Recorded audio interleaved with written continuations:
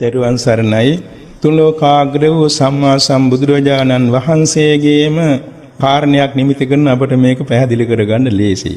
බුදුරජාණන් වහන්සේ 45 වෙනි වසරේ විශාලා මහනුවර බේලුවගම කියන ගම්මාන ඇසුරු කරගත් විහාරස්ථානයක වස් සිටියේ. භාග්‍යවතුන් වහන්සේට හැදුන බරපතල රෝගයක්. ශක්තාතිසාරය. බෙහෙත් කරනවා සෝයක් නැහැ. වෛද්‍යරු බෙහෙත් කරනවා සෝයක් නැහැ. ආනන්ද ස්වාමීන් වහන්සේ උපස්ථාන කරන් උන්වහන්සේට හරියම දුකක් ඇති වුණා. අපවත් ඒ පිරිනවම් පායි කියලා තරමට ලෙඩේ උස්සන්න වුණා.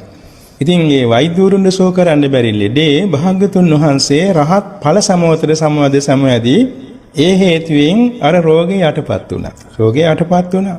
තව මාස ගානකට. ඒ කියන්නේ වස් කාලයේ තුන 4 මාසයයි ඊළාට ඉදිරියට පිරිනවම් පාන්න තියෙන වෙසක් පොහොය දවසක ඊළඟ ඒ දක්වාම උන්වහන්සේට පුළුවන් වුණා මේ රෝගේ වේදනාව යටපත් කරගන්න. භාවනාවෙන්. භාවනාවෙන් කියන්නේ භාග්‍යතුන් වහන්සේගේ භාවනාව රහත් ඵල සමවත.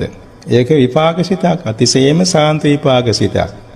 අපේ సంతානයේ රූප උපදවන සිත් තියෙන ඔක්කොම දැන් අරූප විපාකසිත 4 ඇර ඊළාට දෙපස් විඥාන සිත් 10 හැර 14ක් අඩු වෙනවනේ. ඒ වයින් රූප උපදවන්න බෑ. ඒ හැර අනිත් සියලු සිත් නිසා රූප උපදවනවා. ඒකට චිත්තජ රූප කියලා. එතකොට මේ චිත්තජ රූපයන් సంతානෙහි යම් සිතක් නිසා නම් හටගන්නේ. ඒ සිතේ බලගතුකම නිසා සමහර රෝගාබාධ යටපත් වෙනවා. කාශ්‍යප මහ රහතන් වහන්සේ දැඩිසේ ගිලන් වූ වෙලාවේ සරුවඥන් වහන්සේ වැඩම කළ බොජ්ජංග දේශනා කළා. එහෙමයි ස්වාමීනි. එතකොට කාශ්‍යප රහතන් වහන්සේ බොජ්ජංග වැඩූ කෙනෙක්. නමුත් ඒ වෙලාවට ඒකට ගැළපෙන විදිහට මනසේ දෝ නිසා වහාම සුවය ලැබුවා. මුගලන් මහ රහතන් වහන්සේත් එහෙමයි. බුදුරජාණන් වහන්සේත් එහෙම වුණා. මේක නිසා ඒ ඈත කාලේ පවා මේ මහෝත්තමයන් වහන්සේලා මේ සිත පුරුදු කිරීමෙන් සිතේ ශක්තිය යෙදවීමෙන් රෝග සමනය කරගෙන තියෙනවා. අද කාලෙත් ඒක අනුගමනය කරන්න පුළුවන්. මොකද කාරණේ සමහර රෝගාබාධ තියෙනවා. දැන් කර්ම විපාකද රෝග පවා යටපත් කරගන්න. දැන් බුදුරජාණන් වහන්සේ ඇති වුණේ කර්ම විපාකද රෝගයක්. ඒකත් යටපත් වුණා. අහෝසි කිරීමනේ යටපත් වීමක්. එතකොට මේ වාගේ දැන් අප වර්තමාන කාලයේ මිනිස්යන්ට නොයෙක් රෝගාබාධ තියෙනවා. ඒ රෝගාබාධ අතුරින් සමහර රෝගාබාධ මේ සිත පුරුදු කිරීමෙන්ම සුවපත් කරගන්න ලැබෙනවා. එහෙමයි ස්වාමී. නිදසුණක් වශයෙන් මගේ අත්දැකීමක් මම කියන්න සතුටුයි කාටත් ඒක ප්‍රයෝජන වෙයි. එහෙමයි. 93 වසරේ මට හැදුන ඩයබටිස් රෝගී. එහෙමයි. මුතු මං කෑමෙන් නෙමෙයි හදාගත්තේ කාලේ අධික ලෙස අවිවේකයක් තිබුණා. මගේ ගුරු ස්වාමින් වහන්සේ නිතර වයෝවෘද්ධ නිසා ගිලන් නිසා ඒ සීලම වැඩ කටයුතු ඒ ස්වාමින් වහන්සේ තේන ලියුම් කියවන්න ඒවට උත්තර ලියන්න ඒ වගේම දවල් කාලේ තේ ශිෂ්‍යයන්ට උගන්වන්න හැම දෙයකටම කාලය මට ඕනේ. ඉතින් මං සමහරට රෑ 1-2 වෙනකන් නිදි මාරනවා. අය පාන්දර 4ට අවදි වෙනවා. වැඩි කල් යන්න ඉස්සෙර මට ඒ රෝගේ හැදුනා. එහෙමයි. අන්තිමේ මාසෙකින් තමයි රෝගේ හොදට විස්තර දැනගත්තේ. ඉතින් වෛද්‍යවරු මට බොහොම කරුණාවෙන් උපස්ථාන කළා කිව්වා දිගටම බෙහෙත් ගන්න ඕන. ඉතින් මං හිතාගත්තා මට මේ බෙහෙත් ගන්න අතර මගේ ආධ්‍යාත්මික ශක්තියකින් මට මේක සුව කරගන්න ඕනේ. එහෙමයි. කියලා මං හිත ධෛර්යමත් කරගත්තා. ඉතින් උපදේශ ලැබුණා උදේ දවල් ආහාර ගත්තන් පස්සේ ඇඳට පුටුවට යන්න එපා කියලා මං ඒක තේරුම් ගත්තා. මම උදේ ආහාර ගන්න උදේ 6ට නම් එහෙමයි.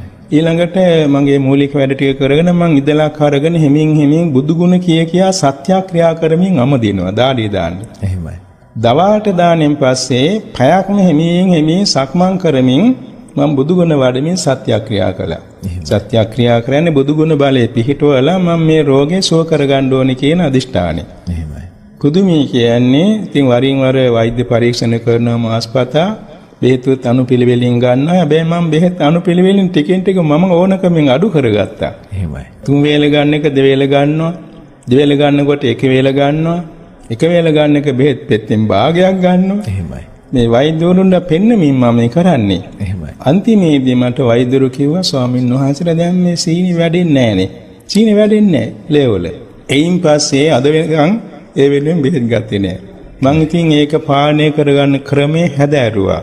තේරුම් ගත්තා. තේරුම් අරගෙන ඒක හැදෙන්නේ නැති වෙන්න මම පාවිච්චි කරනවා. අද වෙනකන් ඒ රෝගේ උස්සන්න වෙන දෙන්නේ නැහැ.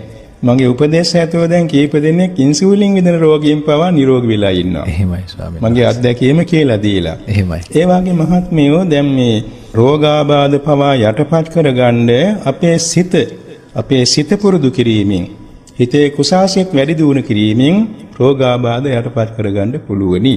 එහෙමයි. විශේෂයෙන්ම සිදු වෙන්නේ දැන් මේ කුසාසිත පහළ වෙන්න කුසල චේතනාවේ ශක්තියෙන් අලුත් නිරෝගී රූප කලාප උපදවනවා. අලුත් රූප කලාප උපදවනකොට අර ඇති වෙලා තියෙන රෝගකාරක රූප කලාප නිරුද්ධ වෙනවා.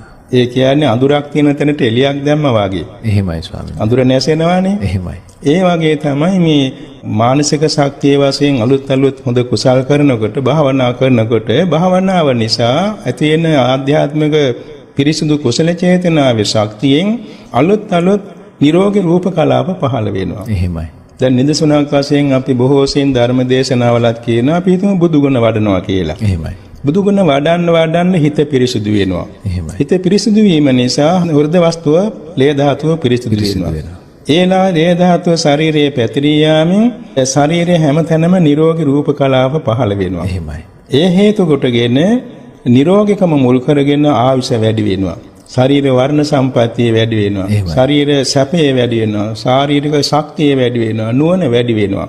ඒ සඳහා තමන්ගේ අර හිතේ දියුණු කරගන්න කුසලයේ නිසා තමාට පරිසරයත් බොහොම වාසනාවන්ත වෙනවා. එහෙමයි. තමන්ගේ වාසස්ථානයේ තමන්ගේ වටා පිටා පරිසරයේ පවා බොහොම වාසනාවන්ත බවටපත් වෙනවා. අවශ්‍ය සම්පත් ගලාගෙන එනවා. මොකද්ද? හිත පිරිදු කිරීමේ ශක්තිය නිසා. එහෙමයි ස්වාමී. ඒ වගේ තමයි භාවනා වශයෙන් මේ ආනපාන සතිය හෝ වෙනත් හෝ භාවනා ක්‍රමයක් අනුගමනය කිරීමේදී ඒ රෝගාබාධ යටපත් වෙනවා. මේට අවුරුදු 30කට පමණ ඉස්සර අපේ හිතවත් මහත්මයෙක් දැන් එතුමා ඉන්නේ විදේශ රටක උගන්වනවා.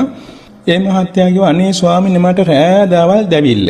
මුළු සරුවාංගෙම දැවිල්ල. කොච්චර නෑවත් කොච්චර දේවල් ගෑවත් දැවිල්ල. මං කිව්වා මහත්මියෝ ඔය කායික දාහය ඇති වෙන්නේ කර්මයක ප්‍රතිඵලයක්.